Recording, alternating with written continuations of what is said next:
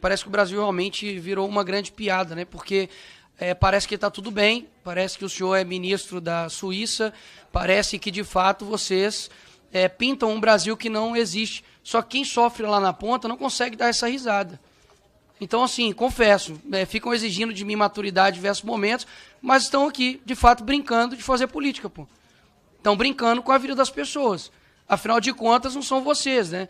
Que fala muito, né, sobre as pessoas mais necessitadas, quem mais vai ser impactado com isso, só que não está lá na ponta, para poder ver o preço de fato das coisas. E se fosse no governo anterior, estariam fazendo um alvoroço. Que problema se seja A ou B, a coisa não está legal. E a coisa não está legal e quem sofre as consequências são, de fato, as pessoas mais pobres, mais necessitadas desse país. Agora, é simples mesmo ficar rindo aqui. Ficar como se, não, está tudo bem, está tudo certo. São deputados ou empregados de marketing para poder ficar defendendo um governo a qualquer custo? Poxa, eu preciso provar aqui em algum termo técnico sobre como está a economia, está de sacanagem, né? É um imposto a cada 37 dias, é só aumento de imposto. Esse governo até agora não apresentou uma medida de corte, ministro. Uma medida do tipo, olha, nós vamos ter responsabilidade aqui, é o dinheiro das pessoas, sabe? Isso aqui impacta outras vidas, não é só quem está lá em cima, né? Como o senhor disse com o IOF, que é em cima só lá do... Como o senhor citou, perdão? Quem está em cima do apartamento, né? Lá da sacada do apartamento. Ou seja, não é isso.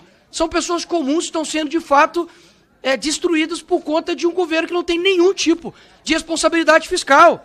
Por exemplo, quando você disse, peguei aqui, que o aumento do IOF e as coisas que mexem com o mercado financeiro apenas afetam moradores de cobertura, como se as pessoas de classe média não conseguissem ter acesso a investimentos e como se o aumento de custo geral das coisas não impactasse os preços. O Brasil, por exemplo, tem a maior arrecadação do que a média do G7 e maior que a média dos países emergentes. Como que um governo pode ser tão... A palavra que me vem à mente é somente incompetente mesmo, de continuar com o rombo fiscal, aumento de imposto toda hora. Vocês têm um aumento recorde de arrecadação.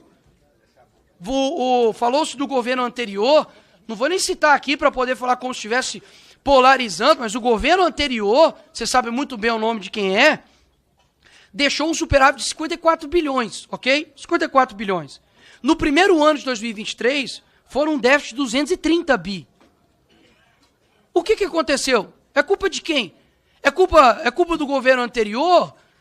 É sempre deles. Então, de 24 ou 26 anos de governo que nós temos desde 2002, né? 18 vocês governaram. A culpa de tudo é só do Bolsonaro. Poxa, tá de sacanagem, né? Não tem nenhuma responsabilidade suas. Porque, eu confesso, existem erros em qualquer instituição, porque todo ser imperfeito não vai conseguir criar uma instituição perfeita. Agora, vocês quererem sempre botaram-se aqui a culpa do INSS só no governo anterior. Engraçado, né? Aconteceu os problemas desde 2006, no 2013, 2006, os relatórios. Quem era o presidente em 2013? Era PT, pô. 2013, PT. Aí eu te pergunto, então lá aconteceu, no Temer é culpa do Temer. Acontece na época do Bolsonaro, é culpa do Bolsonaro. Acontece no governo Lula, é culpa do Bolsonaro? Isso não faz sentido lógico. O que eu peço, senhor ministro, de fato, todo ministro que vem do Lula aqui, enfim, é a mesma coisa. Você pinta um Brasil, de fato, inexistente. Eu só peço o seguinte,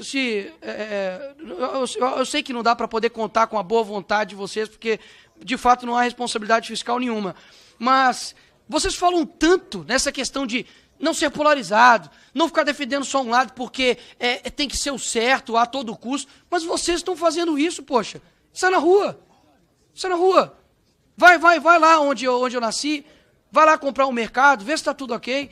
Poxa, realmente, isso aqui é um teatro muito gigantesco e sobre qualquer custo, vocês querem pintar uma imagem de um partido que tem destruído o Brasil. Lamento muito pelo clima aqui feliz, alegre. Não consigo estar nesse mesmo clima que vocês.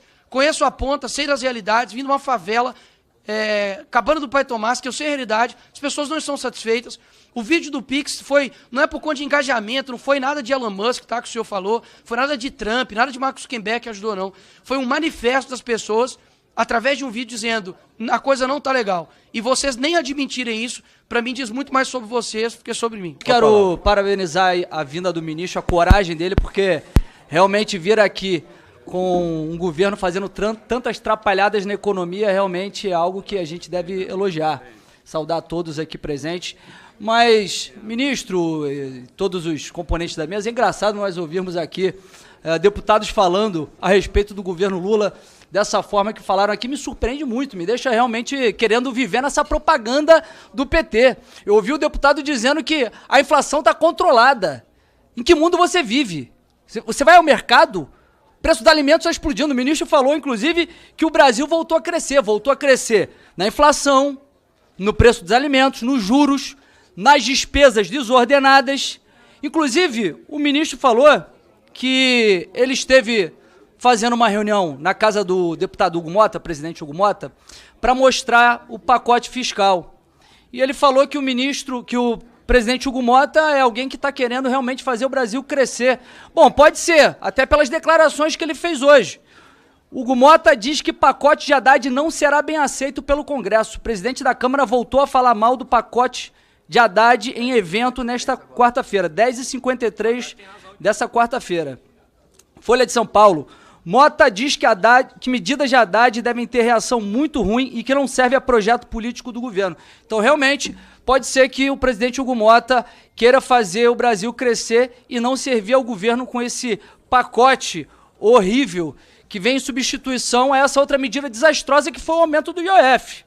A imprensa divulgou, ministro, que inclusive, na sua apresentação, Vossa Excelência disse que a culpa pela crise fiscal é do governo Bolsonaro. Isso é mentira. Vossa Excelência não acredita nisso, ninguém acredita nisso. Mas vamos supor que seja verdade. Vamos supor que realmente a culpa foi do governo Bolsonaro, que deixou um superávit de 54 bilhões. Vocês já não tiveram tempo suficiente para colocar ordem na casa? Já não tiveram tempo suficiente para conseguir ajustar as contas públicas? Em 2023 nós vimos 230 bilhões de déficit, de prejuízo, de rombo maior da história. 2024, 11 bilhões. E isso só aconteceu, né, para mim, isso foi uma grande façanha, reduzir esse rombo de 230 para 11 bilhões. Só foi possível porque o governo começou a arrecadar muito mais, arrecadando muito mais com mais imposto. Só que o governo gasta muito mais do que arrecada. O governo hoje tem arrecadação histórica. 2,65 trilhões foi o que foi arrecadado em 2024. É a maior arrecadação da história. Só que, como nós já falamos, o governo arrecada muito, mas gasta muito mais. Isso só foi possível, essa lambança, esse desequilíbrio das contas públicas, porque vocês cometeram uma série de erros desde o fim do governo Bolsonaro, após a eleição. Após a eleição, vocês enviaram para cá a PEC da transição. A PEC da transição que permitia furar o teto de gastos, permitiu, e mais de 200 bilhões, inclusive colocou um dispositivo para acabar com o teto de gastos e colocar essa porcaria desse arcabouço fiscal que também aumentou a capacidade de gasto público, atrelando ao aumento da receita. E aí faz o que nós estamos vendo agora. Uma receita artificial e faz com que aumente o endividamento público. Também teve a reforma tributária, que ainda não está em vigor, mas vamos ter aí o maior imposto sobre consumo do mundo. O governo Lula aumentou o imposto ao menos 25 vezes desde 2023. Desde o início do governo Lula, foram 25 medidas para aumento de impostos, aumento de alíquotas, majoração, a base de cálculo. Vou citar algumas aqui. Reversão de alíquotas de PIS, COFINS sobre grandes empresas. Tributação de fundos exclusivos e offshore. Proposta de aumento do imposto de renda sobre juros sobre capital próprio.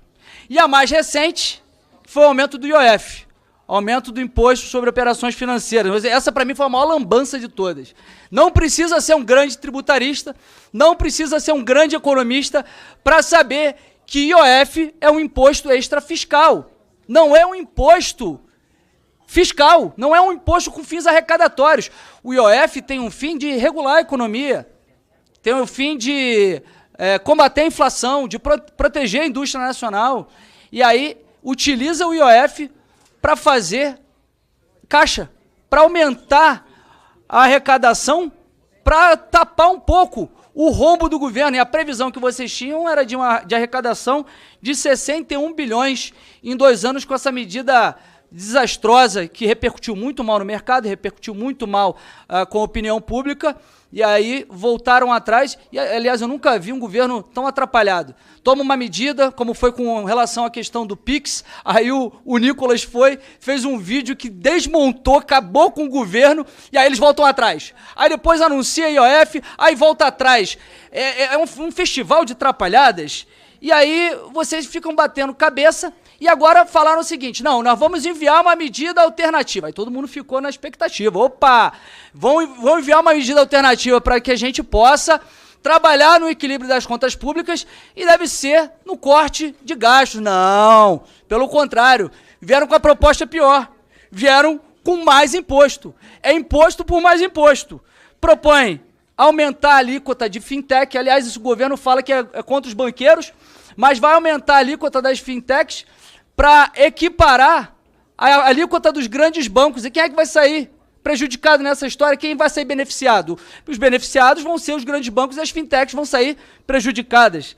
Dentre outras medidas que estão sendo propostas pela essa medida provisória, uma aqui, para mim, assim, é um absurdo completo.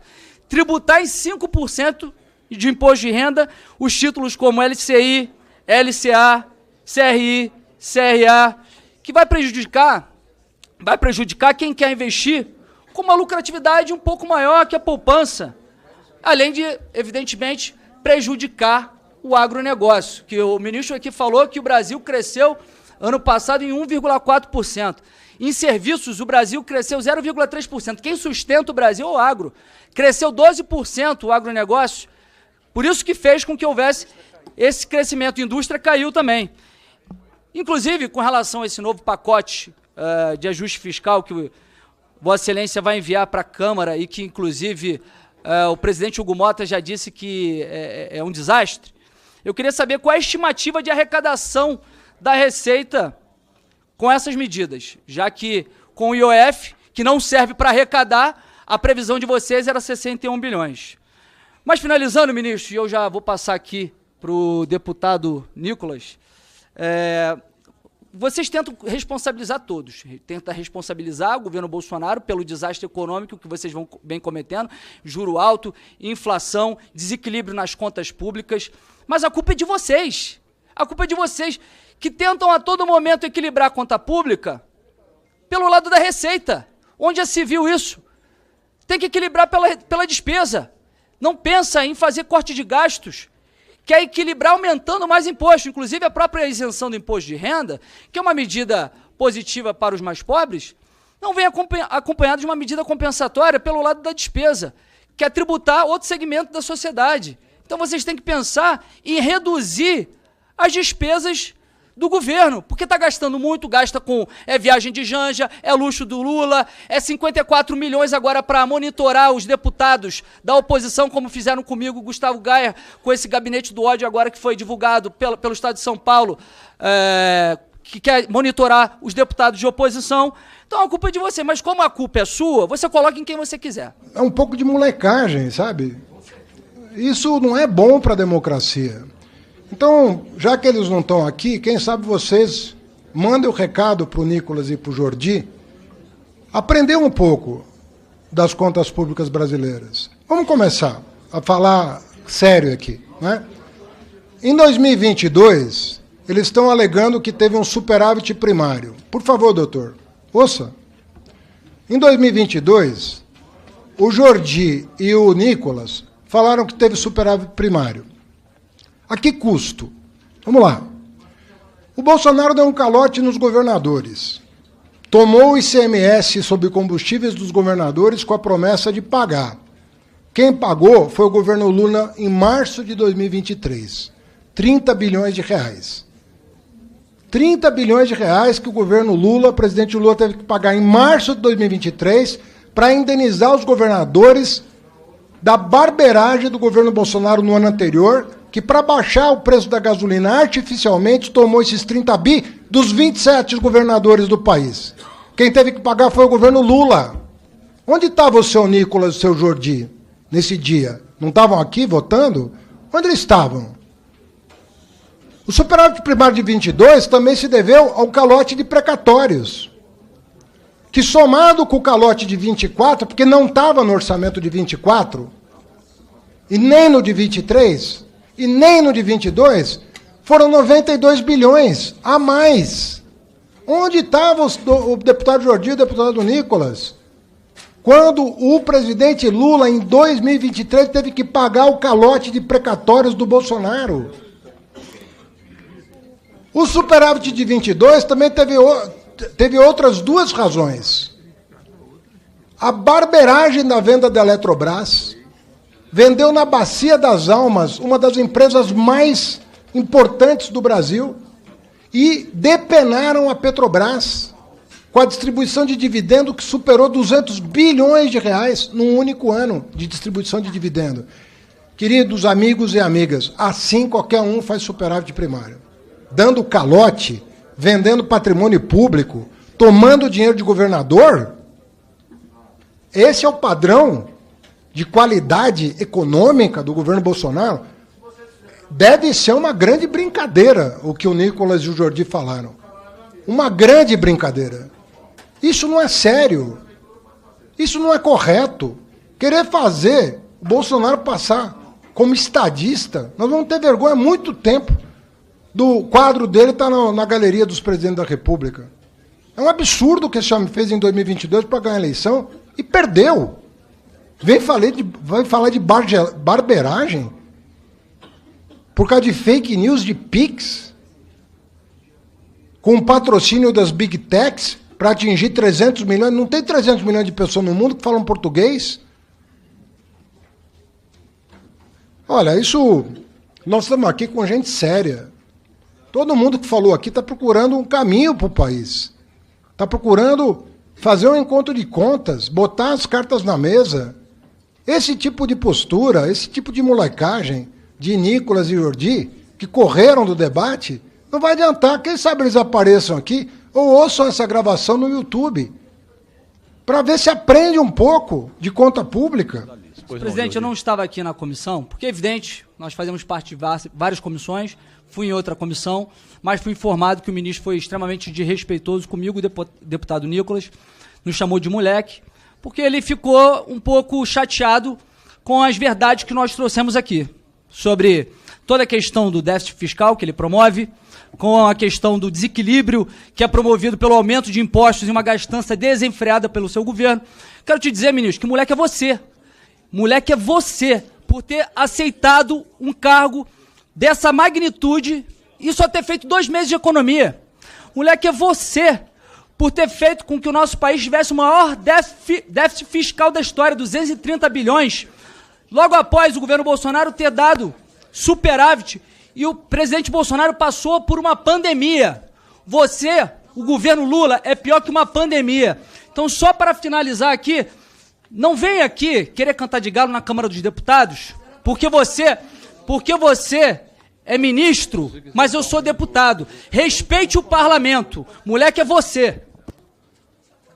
Bem, eu pediria aos deputados que tivessem calma com as palavras e etc. O ministro falou que houve uma molecagem de sair, então não chamou ninguém de moleque. Então pediria aos deputados... Quero pedir que retire das notas taquigráficas as ofensas e acusações pessoais que ele fez. Vou pedir que retire das notas taquigráficas as suas palavras de moleque que referiu ao ministro. Não, ou o senhor retira dos dois, ou não retira de ninguém. Peço que retire. Ou o senhor retira dos dois. Peço a vocês que a gente tenha condições de continuar. O próximo inscrito, Vossa Excelência vai ser imparcial ou vai ficar querendo blindar aqui o Tachad? Vossa Excelência, já 1 minuto. Senhor presidente, na minha ausência aqui, o ministro Haddad falou que estava respondendo elegantemente as perguntas e chamando deputados de moleque. Você acha que tem debate sério com alguém que fala que eu não posso ter 300 milhões de visualizações num vídeo porque não tem 300 milhões de pessoas no mundo que falam português? É sério. Deputado, qual é a questão de ordem? Você acha que pode... Eu já li, senhor presidente. Não, eu quero saber qual é a questão de ordem. Se for para Vossa Excelência fazer discurso, eu não vou abrir. Eu quero saber qual é a questão de ordem. Se não tiver questão de ordem, eu não vou dar a palavra do tio dele e do primo. Eu entendo o medo. Senhor presidente, minha fala está garantida, senhor presidente. Ele quer falar do primo dele. Está garantida. Vossa Excelência já fez de tempo a fala. Vossa Excelência, deputado, já teve o tempo de fala. Se Vossa Excelência tem a questão de ordem, O ministro Haddad quer que eu... anuncie a questão de ordem. Se vocês não for anunciar a questão de ordem, eu não Senhor posso presidente, passar a o palavra. ministro- O senhor não vai falar, deputado não vai falar no berro aqui, calma. Calma, vocês não é melhor que os outros, não, calma. A questão de ordem, Vossa Excelência enumere a questão de ordem. Se for para falar o que Vossa Excelência quer falar, eu não vou dar a palavra porque Vossa Excelência já usou. E tem outros inscritos. Então, Vossa Excelência não vai, mais uma vez, desrespeitar o tempo. Eu já concedi a Vossa Excelência que estava em 18º, que falasse antes, já foi uma concessão. Agora eu não vou conceder a Vossa Excelência outro tempo de fala. Se tem, calma, se tiver questão de ordem, enumere. Ó, se Vossa Excelência não tem respeito, eu vou passar para frente.